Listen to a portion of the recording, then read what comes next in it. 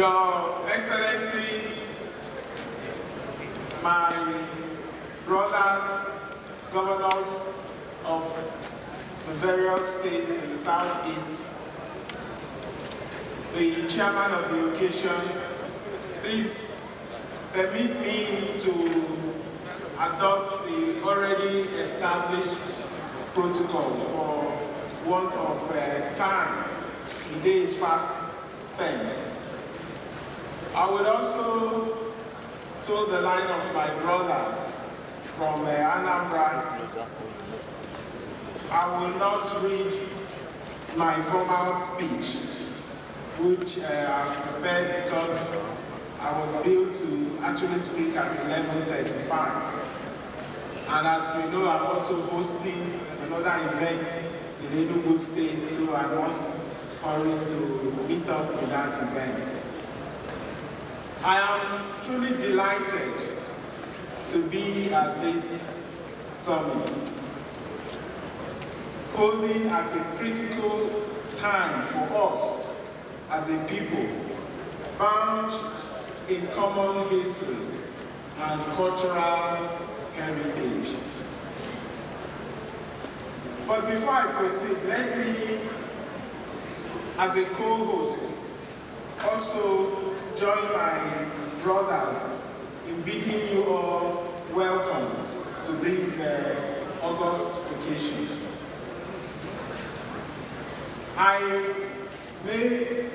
We are indeed very grateful for your commitment and sacrifice. As I drove from ENUGU to Owerri this morning, taking in the wondrous landscape and the lush vegetation, I was struck by how common our communities are alike. I was trying to figure out the distinguishing feature going from one state to another, but I could barely find anything distinguishing one state from another, except the customary signposts at the various boundaries. So, the ties that bind us together run truly deep. So, we have this commonality of everything. We may have various dialects, but we have one language, Igbo. We're also faced with the worst economic slump ever witnessed since after the end of the Civil War. And I'm very glad that we're here today to discuss about these two critical issues, security and economy of the Southeast states. For me, the goal of securing the Southeast does not really depend on one state being able to arrest and dislodge criminals as a single unit. We must begin to think about strategies that enable us to ring-fence the zone and to be able to deploy a common strategy and common operations plan to be able to deal with these security challenges.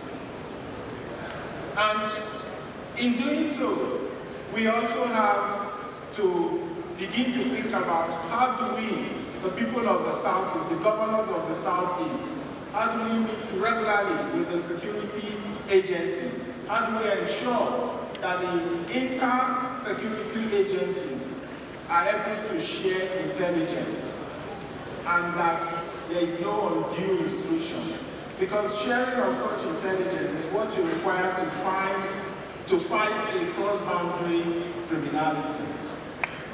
And so, we would also, in the same vein, about how do we set up a command and control center that is common to the entire Southeast states. I recall in our first meetings, the Southeast Governors Forum, some of these ideas were mooted. And I'm hoping that the non-kinetic approaches to dealing with insecurity. We know that some of these our youths are being misled into believing that they are fighting a noble cause. And so this is where our traditional rulers, our president generals of the various town union have a critical role to play. How do we let our youth see the folly in their action, their misguided actions, knowing that this would only be a shot in the foot? As a way of extending the non-kinetic approach is also for us as leaders of this zone to be able to think about how do we deal with the root causes of insecurity. In my opinion, how do we address unemployment and poverty? That naturally leads me to the next theme of this summit, economy. I believe that in order for us as a region to grow, we must take a bold view of the things we can achieve as a region. So, and that will include looking at how do we have an integrated region, into how do we integrate this, okay, if we're looking at the market size of 25 million people and above, so you're talking about 25 million consumers, and you're looking at the economies of scale that you can achieve by that sheer size of people. We're also going to be able to look at how do we create a large scope of socialization by way of the things we have comparative advantage of in the Southeast. So there are ways we can begin to think about expanding or growing our economy, but talking about them would require, as I said, key enablers. And in my view, those key enablers would be in form of transportation and logistics. How do we ensure that we have a real network that looks across the various cities in Anambra, Abia, Imo, ENUGU, and Ebonyi? How do we build a ring road that connects all the major cities in the Southeast? Based on the new amendment of the law, we have way in the concurrent list. So there is nothing stopping us.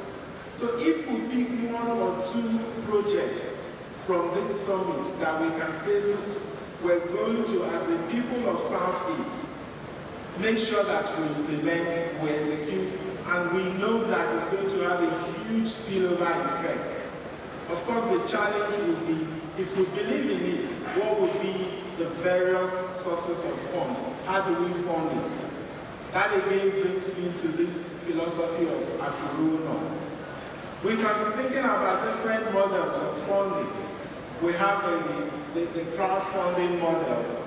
So Akuruno, in my view, is for us to also encourage our kids and kin to be able to bring back their wealth to the Southeast, at least putting a benchmark of say between 30 and 40% of our wealth. We're people that are wealthy, the Igbos. So if we begin to think about how do we invest some of those funds in, I'm sure I'm speaking for my brothers as well, that we're going to stand by you to implement these great ideas that you would create from this summit.